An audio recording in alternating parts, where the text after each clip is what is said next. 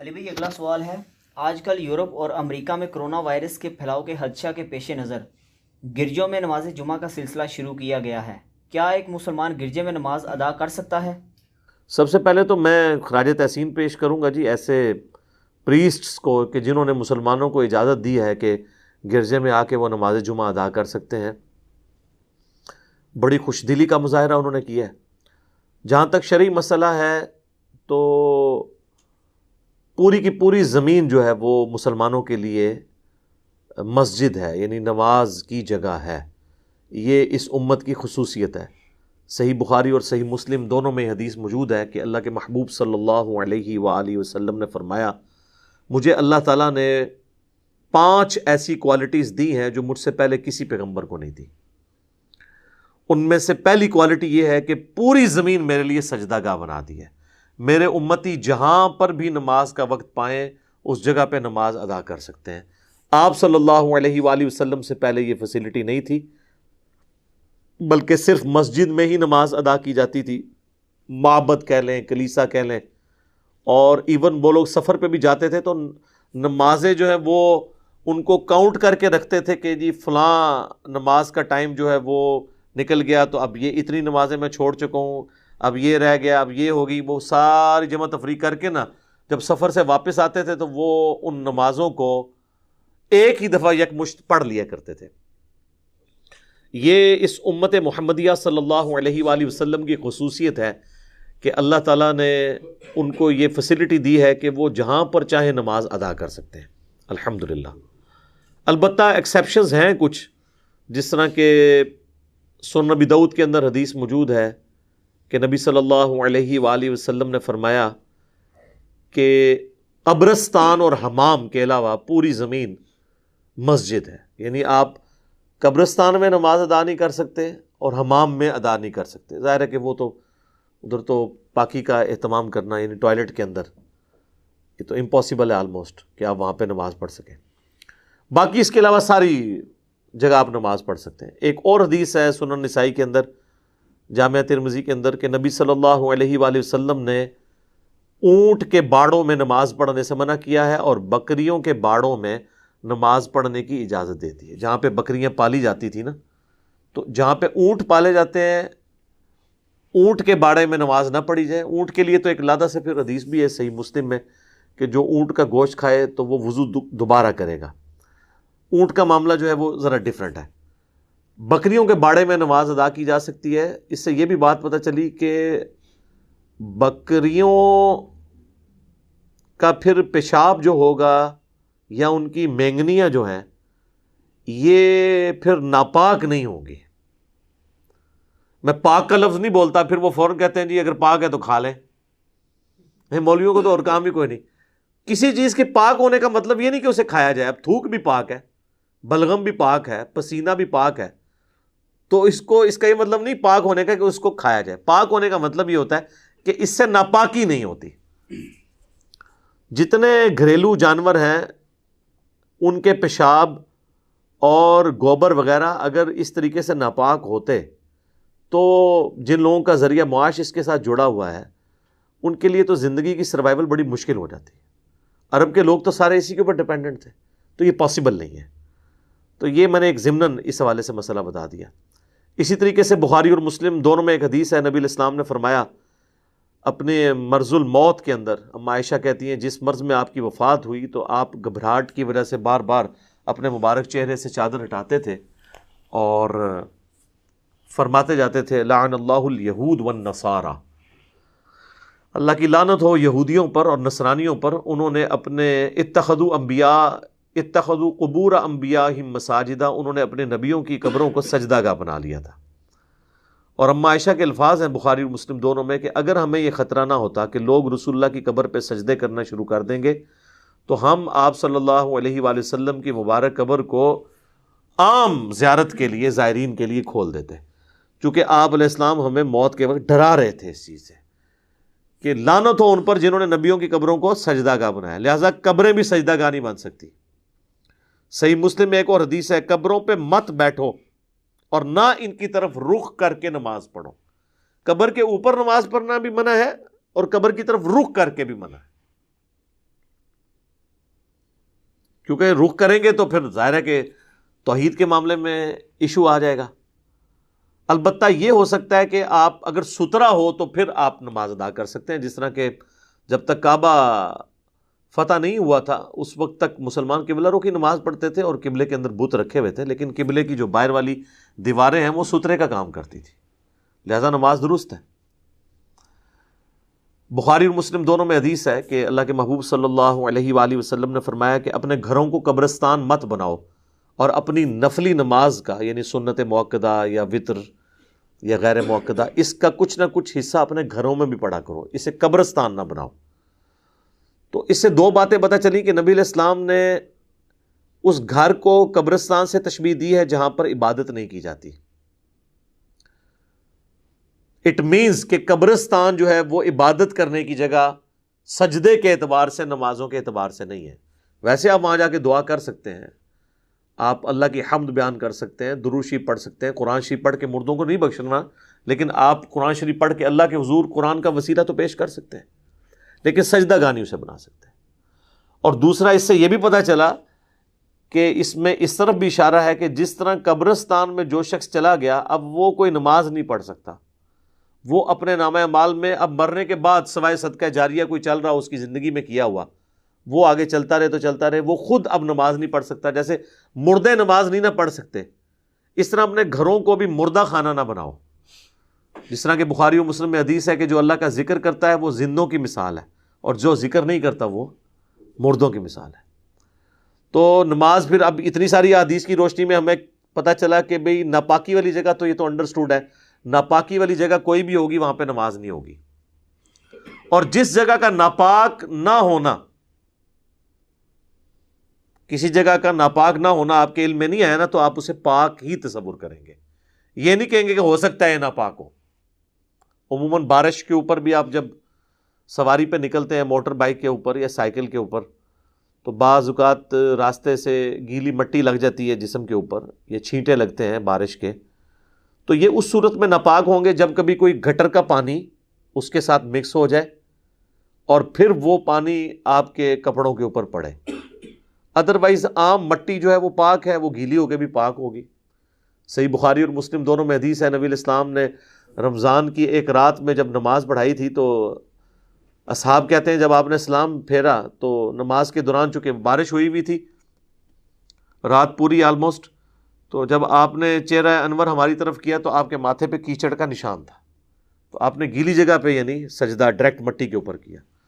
تو مٹی گیلی ہونے سے کوئی ناپاک نہیں ہو جاتی جب تک کہ خود وہ ناپاکی والی جگہ نہ ہو۔ تو فی نفسی ہر جگہ پاک ہے، لیکن پاک جگہوں میں بھی ایسی جگہ ہیں کہ جہاں پر آپ اگر ان کا پاک کرنا آپ انشور بھی کر لیں تب بھی نماز پڑھنے سے منع کیا گیا ہے۔ اونٹوں کا باڑا، حمام، قبرستان۔ ہاں بعض اوقات مساجد جو ہیں وہ قبروں کے ساتھ ایڈجسنٹ ہوتی ہیں، تو وہ آپ قبرستان میں نماز نہیں پڑھ رہے ہوتے، وہ مسجد کا ایک ٹکڑا اس کے ساتھ ایڈجسنٹ ہے، وہاں پہ نماز پڑھنا درست ہوگی۔ ہم یہ جو مزارات کے اوپر مساجد بنانے کی مخالفت کرتے ہیں وہ اس اعتبار سے کرتے ہیں کہ مساجد کی جگہ وہ نہیں ہے مزارات کے اوپر جا کے مسجدیں بنا دی جائیں اور اس کے یعنی اس بزرگ کی تعظیم کی خاطر یہ سارے معاملات آگے لے کے چلے جائیں۔ نبی علیہ السلام کی جہاں تک قبر مبارک کا تعلق ہے تو وہ اس کے اوپر کوئی مسجد نہیں بنائی گئی، بلکہ مسجد نبوی پہلے سے موجود تھی اور اس کے ساتھ حجرہ عائشہ میں نبی علیہ السلام کو دفن کیا گیا۔ یہ تو بعد میں ایکسٹینشن کے دوران وہ اتنا حصہ مسجد کے اندر آ گیا، نبی علیہ السلام نے یا صحابہ کرام نے اس کو مسجد کا حصہ نہیں بنایا ہوا تھا، لہٰذا اس کی مثال دینا جو ہے وہ بالکل 100% غلط ہے۔ تو آپ گرجے کے اندر بھی نماز پڑھ سکتے ہیں، سوال چونکہ گرجے کا ہوا تھا تو اب گرجے کی ممانعت تو اس میں کہیں نہیں آئی ہے، نہ تو گرجا قبرستان کے اندر لائی کرتا ہے، نہ حمام کے اندر لائی کرتا ہے، نہ اونٹوں کے باڑے کے اندر لائی کرتا ہے۔ البتہ ایک کباہت ہو سکتی ہے کہ اگر گرجے کے اندر مورتیاں رکھی ہوئی ہوں، مجسمے رکھے ہوئے ہوں، تو پھر ان مجسموں کی طرف رخ کر کے تو آپ نماز نہیں پڑھ سکتے، یا تو اس کے آگے پھر اس وقت کچھ پردہ وغیرہ ڈالا جائے، جس طرح بھی آپ کو پتہ ہے کچھ عرصہ پہلے ٹرکی کے پریزیڈنٹ نے آیا صوفیہ کو نماز کے لیے کھولا تھا، اس پہ میری ڈیٹیل ویڈیو آئی تھی، ہماری اس پہ کچھ ریزرویشن بھی ہے، باقی اوورال ہم ان کے اخلاص میں شک نہیں کرتے، تو اس میں بھی آلموسٹ بہت بڑے بڑے لیول کی نا تصویر نما مجسمے بنے ہوئے ہیں جیزس کرائسٹ کے، وہ انہوں نے ختم نہیں کیے، کیونکہ وہ فی الحال تو انہوں نے نماز کے لیے کھولا ہے، نماز کے اوقات میں اس کے آگے وہ پردے ڈال دیتے ہیں، عام حالت میں وہ میوزیم بھی ہے، وہاں پہ غیر مسلم بھی جاتے ہیں، مسلمان بھی جاتے ہیں، ظاہر ہے ان کی اتنی زیادہ انکم ہے ٹورزم کی اس کے ذریعے، تو وہاں پہ وہ پردہ لٹکا دیتے ہیں۔ تو اس طریقے سے اگر کسی گرجے میں مسلمانوں نے یورپ اور امریکہ میں کرونا کے ایشو کی وجہ سے نماز پڑھنی پڑ رہی ہے، تو پھر کم از کم اس چیز کا اہتمام کریں کہ آپ کے ایٹ لیسٹ سامنے کوئی مجسمہ نہیں ہونا چاہیے، اگرچہ ہماری نیت تو نہیں ہوگی اس کی عبادت کرنے کی، لیکن یہ چیز اسلام میں ناپسندیدہ ہے، اور یہی وہ مین وجہ تھی جس کی وجہ سے تصاویر کی مذمت آئی ہے، جو تعظیم کے لیے تصاویر بنائی جاتی ہیں یا مجسمے بنائے جاتے ہیں۔ عام اگر کسی نے اپنے کوئی البم میں تصویر لگائی ہوئی ہے، بے پردگی نہ کرے، کسی دوسرے کو نہ دکھائے اپنی فیملی کی پکچر، صرف خود اپنے البم کے طور پہ ہے، تو اس میں کوئی حرج نہیں ہے، ایون گھر میں لٹکی بھی ہوں تو کوئی حرج نہیں ہے۔ جو تصاویر عبادت کے لیے لٹکائی جاتی ہیں یا ان کو رسپیکٹ دی جاتی ہے، ان کے اوپر ہار ٹانگے جاتے ہیں، پیروں فقیروں کی تصویریں بھی لوگوں نے رکھی ہوئی ہوتی ہیں، ان تصویروں کی مذمت ہے۔ تو ایسا گرجا جس کے اندر اس طرح کے مجسمے ہوں، تو پھر آپ اس کے آگے پردہ لگا کے پھر آپ نماز پڑھیں۔ تو اللہ کرے کہ اس طرح کے گرجے مسلمان خرید کے اس کو مسجد کے لیے وقف کریں، کئی جگہ پہ بھی کر رہے ہیں، یورپ میں بھی، امریکہ کے اندر بھی، آسٹریلیا میں بھی کئی ایک پرانے گرجے، چونکہ اب کرسچنس تو اس طرح پریکٹسنگ نہیں رہے ہیں، تو مسلمان خرید کے ان کو مساجد کے طور پر کنورٹ کر رہے ہیں۔ تو یہ ایک کولڈ وار ہے جو مسلمان ون کر رہے ہیں وہاں پہ۔ بہرحال یہ حوصلہ ہے جی گوروں کا کہ اگر وہ اپنے گرجوں میں آنے کی اجازت دیتے ہیں کسی کو، تو مسلمانوں کو بھی تھوڑا پھر حوصلہ پیدا کرنا چاہیے۔ آپ دیکھیں کہ یورپ میں، امریکہ میں آپ گرجوں کے باہر سٹال لگا سکتے ہیں جس میں آپ اسلام کی دعوت ان کو گوروں کو پیش کریں، جو لوگ باہر نکل رہے ہیں ان کے سامنے سٹال، یہ ایون احمد دیدار صاحب رحمہ اللہ تعالیٰ کے جو اسٹوڈنٹس ہیں انہوں نے سٹالز لگائے ہوتے ہیں، اور باقاعدہ وہ سارے کرسچینٹی کے جو فرسودہ عقائد ہیں ان کو کنڈیم کرنے والے کتابچے اس پہ رکھے ہوتے ہیں، اور باقاعدہ وہ آواز دے کہ اس جیزس گاڈ، کیا جیزس گاڈ ہے، اس طرح مختلف چھوٹے چھوٹے ٹاپک پہ انہوں نے کتابچے ہیں وہ دیتے ہیں، اور کبھی کسی گرجے والے نے ان کو نہیں کہا کہ یہاں سے اپنا سٹال اٹھاؤ۔ یہاں آپ مسلمانوں میں سنی شیعہ کی مسجد کے باہر، شیعہ سنی کی مسجد کے باہر، بریلوی دیوبندی دونوں ایک روحانی ابا جی کی اولاد، دونوں حنفی، ایک دوسرے کی مساجد کے باہر سٹال نہیں لگا سکتے۔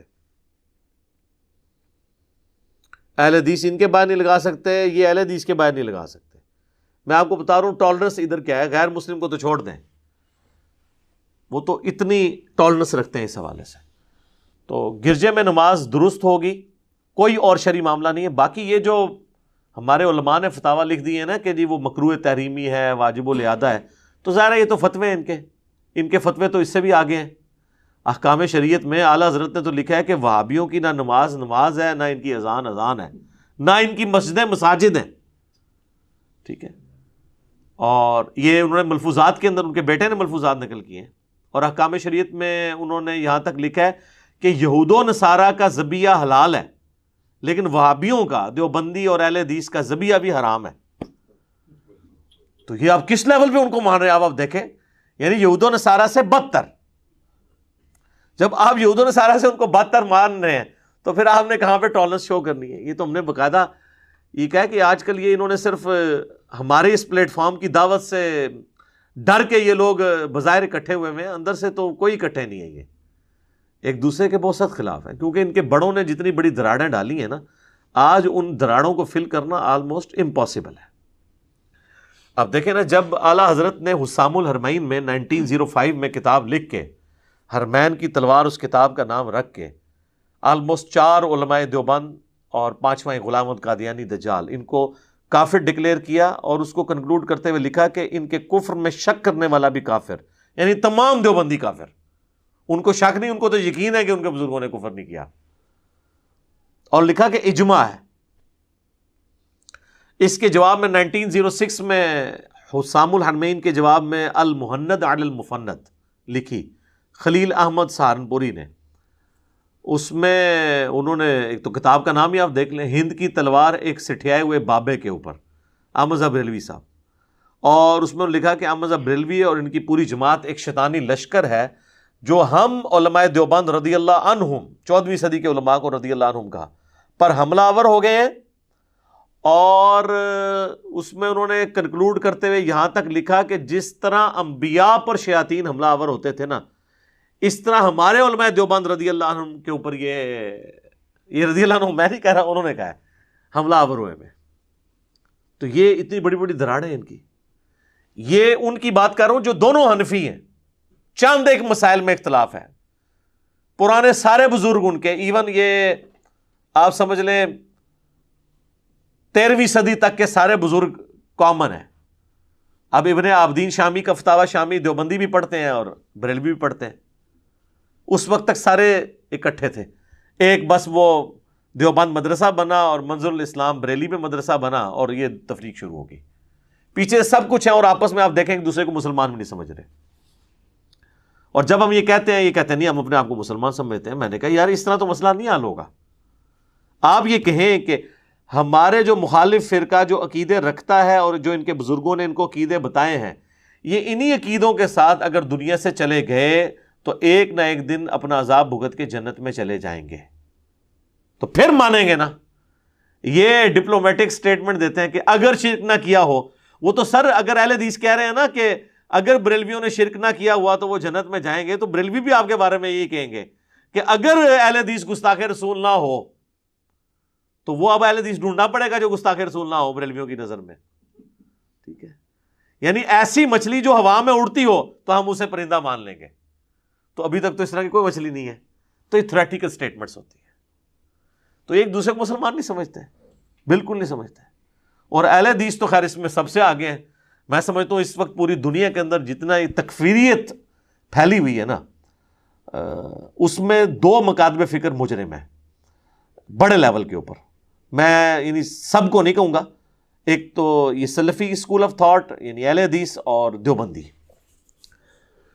بریلوی بھی گستاخ رسول کہہ کے آلموسٹ تکفیر ہی کر رہے ہوتے ہیں، لیکن ان کا اس طریقے سے ذرا تھوڑا سخت رویہ نہیں ہے کہ وہ کافر و مشرک ڈائریکٹ آ کے کہتے ہیں۔ تو یہ تکفیریت انہوں نے اٹھائی ہوئی ہے، اور آج بے شک یہ آپس میں ایک دوسرے کو کہتے رہے کہ جی ہم نہیں، یہ بھائی ہیں ہمارے، وہ بھائی بوئی کوئی نہیں سمجھتے ہیں۔ اور جو علماء یہ بھائی ہونے کا دعویٰ کر رہے ہیں، ان کے ابا جان نے جو کتاب لکھی ہے البریلویہ، اس کے اندر تو انہوں نے کوئی بری چیز چھوڑی نہیں ہے جو احمد بریلوی اور ان کے فالورز کی طرف منسوب نہ کی ہو، بعض اوقات جھوٹی باتیں منسوب کی۔ میں نے اس کتاب کا بھی پوسٹ مارٹم کیا ہوا ہے، وہ آپ یوٹیوب کے اوپر جا کے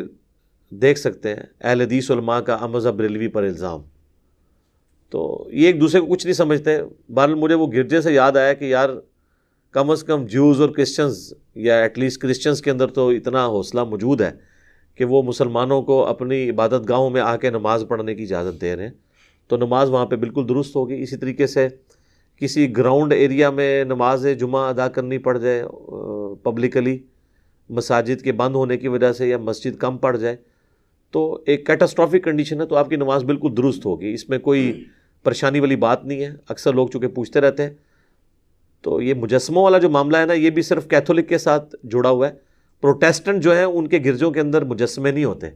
وہ اس چیز کو بدعت سمجھتے ہیں، اسی لیے کیتھولک ان کو جو ہے نا وہابی کہتے ہیں۔ ہاں، پروٹیسٹنٹ کو کیتھولک جو ہیں وہ وہابی کہتے ہیں۔ ٹھیک ہوگا جی، ابھی اذانوں کا وقفہ کر لیتے ہیں، پھر انشاءاللہ بقیہ کے سوالات اذانوں کے وقفے کے بعد انشاءاللہ تعالی۔